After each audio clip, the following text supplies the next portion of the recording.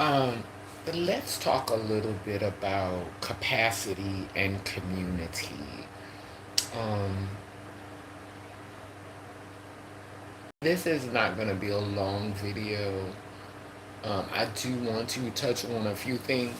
I've been noticing here lately, I'm starting to see a lot more black trans women in mainstream who are echoing things that I've been saying for years.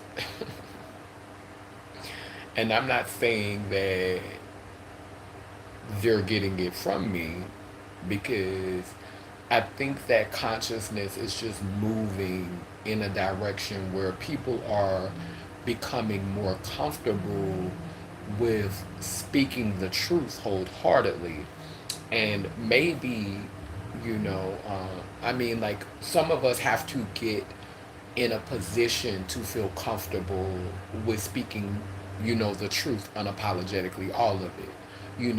Some of us have been having these thoughts, but we may have refrained from expressing these thoughts because it was going to hinder us from getting to that bag. It was going to hinder us from getting the economic and financial support, we may have needed. It was going to hinder us from getting the economic and financial support that we may have needed to sustain ourselves. And so um, we may have refrained from speaking the truth wholeheartedly because at the moment we were trying to get that back. And so like I just noticed I was watching a video.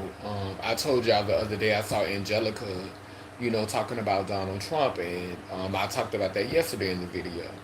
Um, sentiments that I had been echoing in my own words for years, and then I watched T.S. Madison yesterday, and she was talking about how a lot of black people don't want things to change.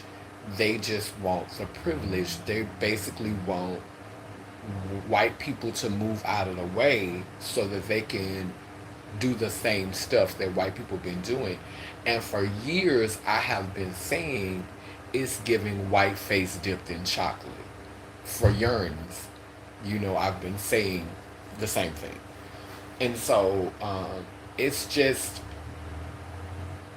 it's it's great to know that, bitch, you ain't crazy. To the detriment of your pockets. You know, a lot of these girls have tried to ignore me and have tried to pretend that I didn't exist. You know, my good sister Brianna Jenkins, she'll share my stuff once every blue moon. You know what I'm saying? Secretly, she lived for me, but strategically, she know better than to align herself with me. Years ago, me and Diamond Styles were drawn to each other. We were one of the first deeply melanated girls. Well, she's a lighter melanated, so melanated. Um, One of the first two melanated girls that was on YouTube, you know, representing for the black trans community. We were drawn to each other. We had a closeness, and now we really not super close with each other, but we found each other and we were drawn to each other. You know what I'm saying? So a lot of girls have vibed with me, but it's some of them have been afraid what it was going to do to their brand, what it was going to do to their status in community. You know what I'm saying? Because a lot of trans women, black trans women in particular, the more passable ones, are the girls who have really, really been invested in their transition. It's political suicide to align yourself with a wild card like me.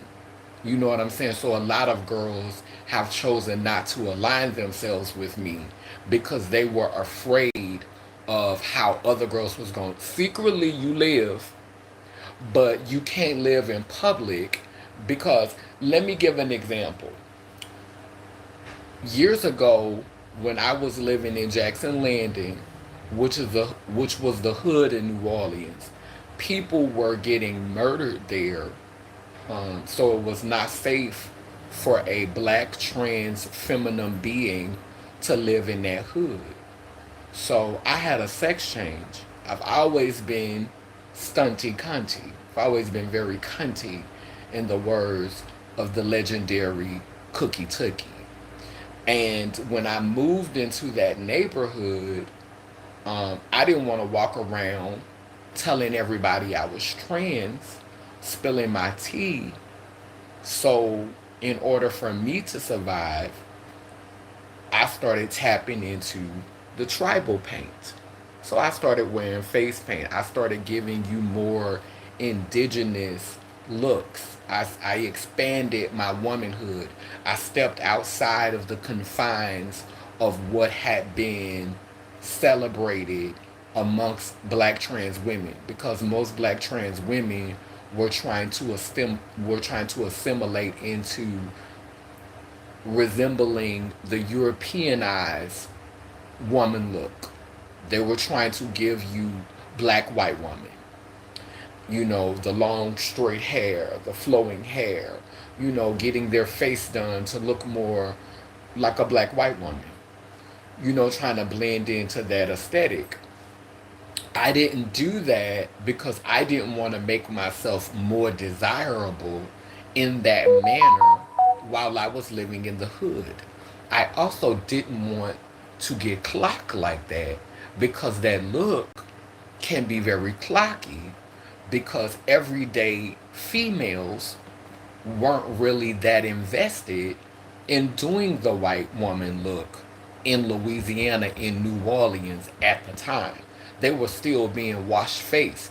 They were still just pushing through. You know, that trans mania hadn't kicked in yet. And so for survival, I started tapping into the ancient looks. I started giving you what we was given before the colonizer came. I started giving you Turtle Island.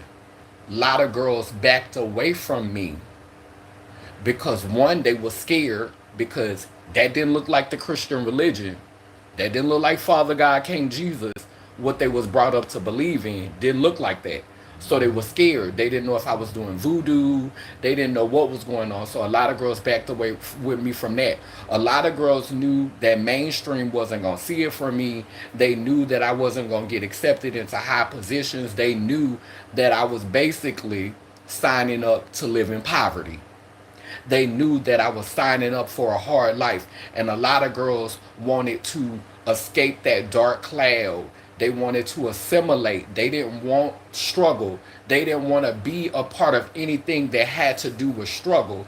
And so they distanced themselves from me because they knew that I was making things harder for myself. So while I was surviving in the hood, while the trade were looking at me and they were like, oh, okay, she looked like she crazy, or they were scared because I looked like I was practicing voodoo, or I looked like I was doing some type of hoodoo, while the trade was scared, while the women, the females were living because it reminded them of who they were. Just like today when I was walking down the street, black women telling me how beautiful I am, complimenting me. Black people, black men stopping me, queen, beautiful. You know what I'm saying? You never see girls, you never see trans girls doing this type of stuff. You don't see us doing this, especially in Louisiana. So I've had a chance to come to evolve because I didn't allow myself to be boxed in. But it cost me. It cost me status in the trans community because most of them were trying to assimilate and they were trying to move up in the hierarchy. They were trying to become elitist. They were trying to conform. They were trying to move away from that dark cloud of poverty, of mental illness, all of these things that are often associated with being black and trans. So while I was surviving in the hood, while I was not being automatically assumed to be trans, maybe a little crazy, maybe a little weird, maybe into some type of voodoo, but not trans. And so there was a method to the madness. There was a method, there was a strategy, and it's called survival. And what I've realized is that a lot of girls have chosen not to have capacity for me because I wasn't ready to leave the hood. I'm gonna be honest. Now I don't need to be in the hood. I've lived in the hood. I've lived in different hoods for most of my life. I didn't done my research. I done got a PhD in hood life. I done got a PhD in the ghetto. But nobody can say I ain't tried. Nobody can say I ain't hanging there into the bitter end. Nobody can say that. I lived in New Orleans in the hood. I lived in New York in the hood. I went to Africa and lived in the hood. Nobody can say that I did not try. But when we talk about capacity, a lot of times people don't have capacity for me. I have capacity for a lot of things. Now, I'm not finna let you just sit around and play in my face, but I have more patience with people than people have tend to have had with me. And society validates us not having capacity for our black, queer, indigenous kinfolk who refuse to conform, who walk in the path of our ancestors. When we start talking about, when I hear people say, I'm the hope and the dream of the slave because you went and got a doctorate degree, or because you went and got a masterate, or because you went, I'm not shaming education. I'm not shaming being scholarly. Please don't misunderstand what I'm saying. But when you get these tools and you use these tools to become a cog in the very machine that is responsible for the oppression of your ancestors, how can you call that being the hope and the dream of the slave? I don't think that our ancestors who were in servitude to this nation were sitting around dreaming about their descendants being more invested in the system that's responsible for their enslavement. I don't think that's the hope and the dream of the slave. I don't think we're sitting around dreaming actual slaves. I'm not talking about people who work for bare minimum. I'm talking about people who were enslaved, people who worked because they feared for their life, people who worked for masters, and people who worked for bosses that would kill them if they didn't get out there and did what they had to do. I'm not talking about people who worked for a low wage. I'm talking about real, actual slaves. I don't think they were sitting around saying, one day I hope my child go to college and become a doctor and be equal to massa. I don't think that was the hope and the dream of the slave.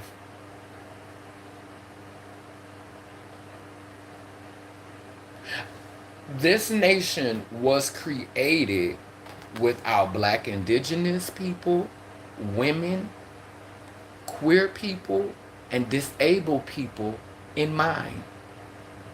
Now, I would say immigrants, but immigrants is the ones that wrote the Constitution. Because black indigenous people was already here. Two-spirit people, queer people was already here. Women was already here. Immigrants was the ones who wrote the Constitution. So, yeah, pretty much. I'm not putting down immigrants. I'm not saying negative stuff about immigrants. I'm just calling a spade a spade. My ancestors were already here before Christopher Columbus got here. My ancestors was already here before the colonizer got here. They had multiple genders before the colonizer got here. I think we was a matriarch, honestly and truly. And I think that's one of the things that's being covered up. I think that's one of the things, because if you look at all of the old indigenous pictures and stuff that show um, chiefs and beings in power, you see these really sovereign images of female body beings. If you start doing research on Turtle Island, pre-colonialism, you see a lot of images of powerful feminine body beings being celebrated as sovereign. Do your research, do your own homework, do your due diligence. Something happened that they're not telling us about. Because think about this.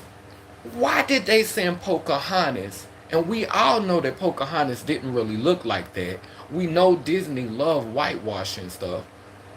Why was Pocahontas the ambassador from Turtle Island? Why did they send Pocahontas if this was a patriarchal society? Make it make sense. Why would they allow a woman to go and represent for the tribe if this was a patriarchal society pre-colonialism? See, they're going to give you a little bit of the truth, but they're not going to give you all of it. But if you are a thinker, like I am, you're going to put two and two together. Pocahontas was, they sent Pocahontas to represent Turtle Island.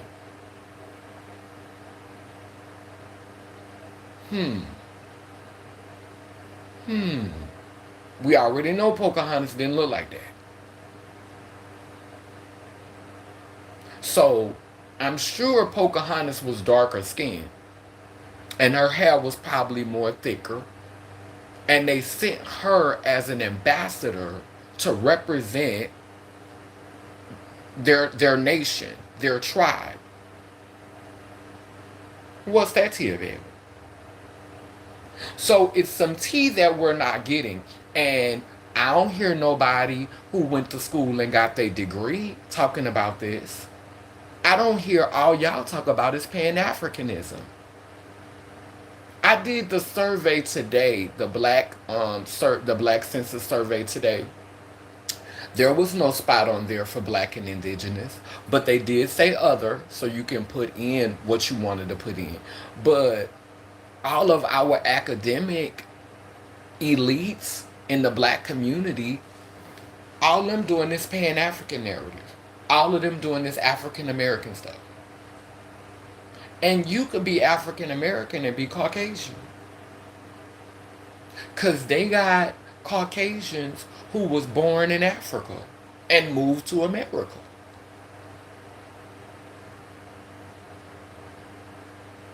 This is the only reason why I don't shy away from being called black. And I was looking at my birth certificate, like my actual birth certificate from 46 years ago.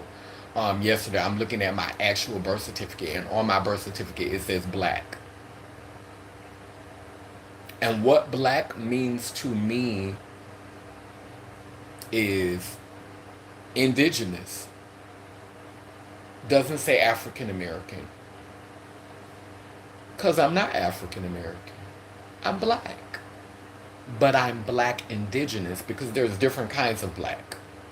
There's black Caribbean, there's black Haitian, there's black Creole, there's black that's from Africa, there's black that's Dominican, there's black that's Puerto Rican, there's black Hispanic. There's different kinds of black. What kind of black are you? I'm not African black. I know for a fact that my ancestors were here on both sides of my family before colonialism. I know for a fact. Because I ask questions, because I do research, because I talk to my ancestors. And it's so crazy.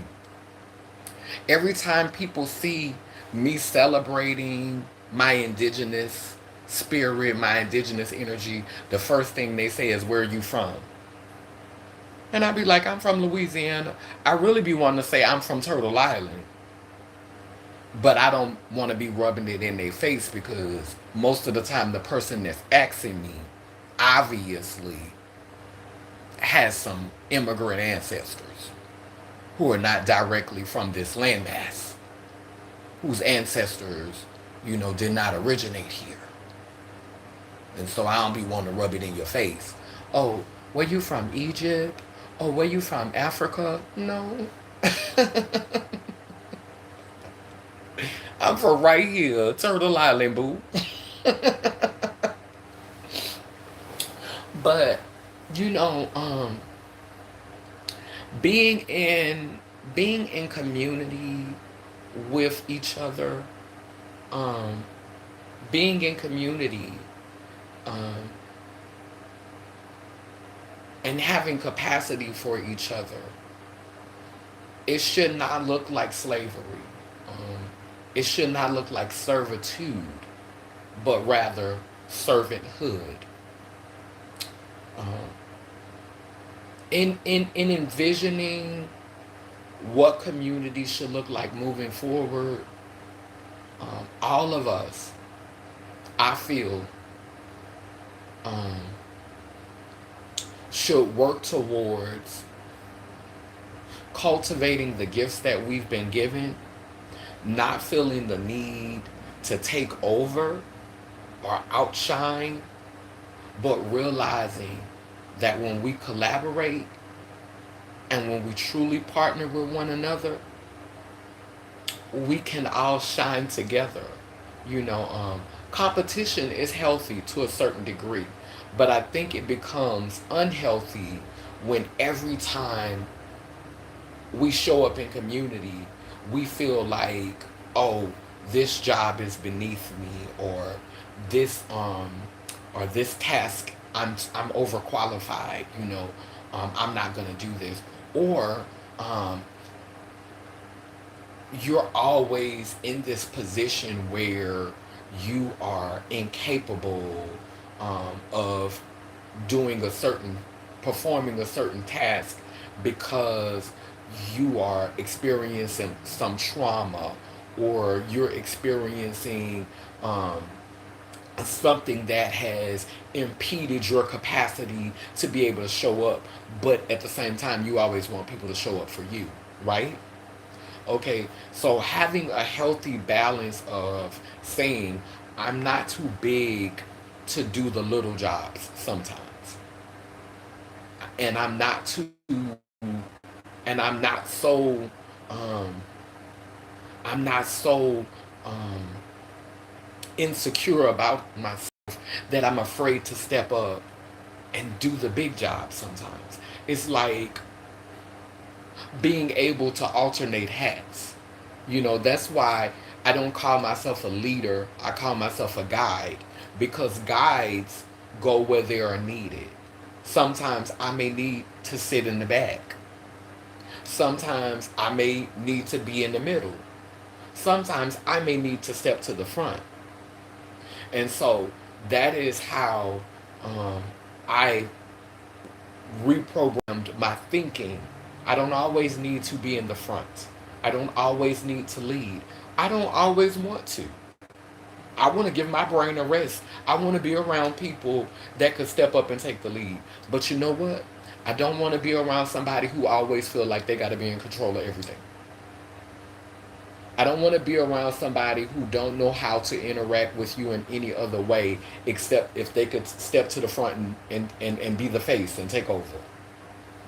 And I think people get intimidated when they're around me because they automatically think because of the way that I carry myself, I always want to be in control. But literally, different family members will tell you this. Now, when I was younger, because I was shunned in different spaces, because I lost my voice for a little while as a trans person who was leaning to their foremothers, and I was trying to blend in and trying not to get clocked. And so at one time I thought the only thing that I could really be was maybe like a video vixen or some voiceless entity that you just celebrated the body. So I did go through this phase where I felt like I did need to always have control, where I did try to take over. And maybe some people experienced me in that season of my life, and maybe they're still stuck in that version of me. They're still seeing me in that way. But child, I love to be around people who could take the lead and who could say, girl, I got you, go ahead and relax. But at the same time, don't get it twisted. I'm an alpha too. But I know how to play beta. I know how to fall back and let somebody else take the lead. That's how I'm set up. I ain't always gotta be the alpha. I ain't always gotta be in control.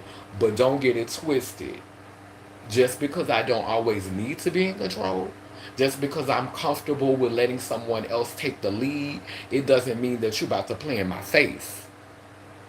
It doesn't mean that you about to treat me like a beta. It doesn't mean that you about to treat me like a follower. I want you to respect the fact that I'm choosing to step back and allow you to run this. Because maybe you know more about this. Maybe you're more informed. Maybe you're better connected. Maybe you are the see strategy requires when you have a strategic mind, you understand that different faces for different spaces. You understand. You send a representative. That's what strategy requires. This is what I love about Beyonce. And I wrote this in the comment section earlier. When Beyonce first came out with Destiny Child, I loved her with Destiny Child. Her first two albums, I was dangerously in love with her. But then when she got around to her third album, I think I was in that box that she put to the left. A lot of y'all stayed loyal to her, but it was at one point, it was everything you own in a box to the left. I was right in that box to the left because I was not on the Beyonce ride no more. I had got off. I was not with the Beehive. I just didn't get it. Now I'm starting to feel the buzz again.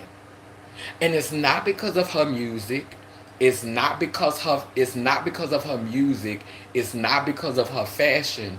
It's because of her strategy. I respect so much what Beyonce did when she showed up to support Taylor Swift recently.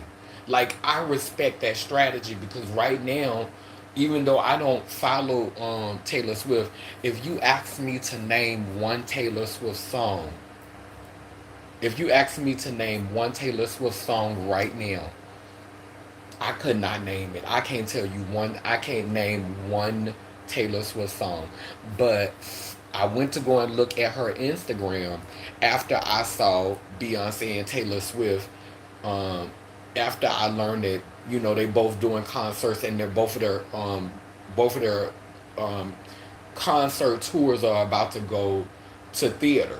So when I saw Beyonce support her, I said, "Oh, that's real strategic." Like I respect the strategy. And then I love the way Beyonce protected her energy by wearing shades. It's like, I'm going to show up for you, I'm going to support you, but y'all ain't finna be looking into my eyes and seeing my soul and all that. Like, I don't have the capacity, but I'm going to show up for you, but I'm going to protect my energy. And a key way to protect your energy is by covering your eyes.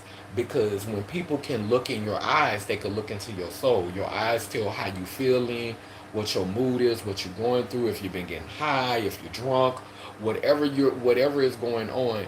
If you look in a person's eyes, thank you. If you look in a person's eyes, you can see what's going on with them. And so Beyonce covered her eyes when she showed up to support Taylor Swift. So I respected that. I respect Beyonce's strategy. I respect her as a strategist. I think that she's a queen in strategy. Her strategy is what's really kind of like drawing me back to her. So yeah. So, yeah, I think I pretty much said everything that I wanted to say in this video. You know, I'm excited about what's happening Sunday night at Cafe Istanbul. I'm going to be starring in Postcards from Over the Edge. It is going to be directed by myself and Jasmine White. This has been brought to you by. Thank you. This has been brought to you by. The production was funded by the Trans Justice Fund. They made it possible for us to put on this production. It's going to be a lot of powerful, heavy hitters from the Black, Indigenous, queer community there. So come out and support the arts. This is going to be my farewell performance with this Postcards from Over the Edge musical. So you ain't gonna never see it like this again. So yeah, you might want to come in. You might want to get your tickets and come on out and support it. It's gonna be on Cafe. It's gonna be at Cafe Istanbul on St. Claude Sunday night at 6 o'clock. So y'all know what I like to do in all of my videos. Where's the candle? I was gonna. I finally got my coffee. Wait a minute, what's it? I finally got my coffee today, and it's the mushroom coffee that I only could find at Whole Foods, and I got I got the high caffeine. I thought it was gonna be. I didn't think it was gonna be like what it is, but I feel like really really amped up right now. That coffee got me really amped up, honey. But yeah, so yeah, I think I said everything I wanted to say in this video. Thank you, Dale, for coming on and leaving all those nice comments. Thank you so much. But down but down that I say cool, keep spinning and turning in Gani Iyanko Kalukalo, which means I am a child of God Goddess. If I am, you know you are. Love y'all. This candle represents past, present, and future, the true Trinity. As I blow out this candle on the physical plane, it grows with strength and intensity on the spiritual plane, preparing us for times that are now. Amen. A woman, Laylim Layler. Thank you.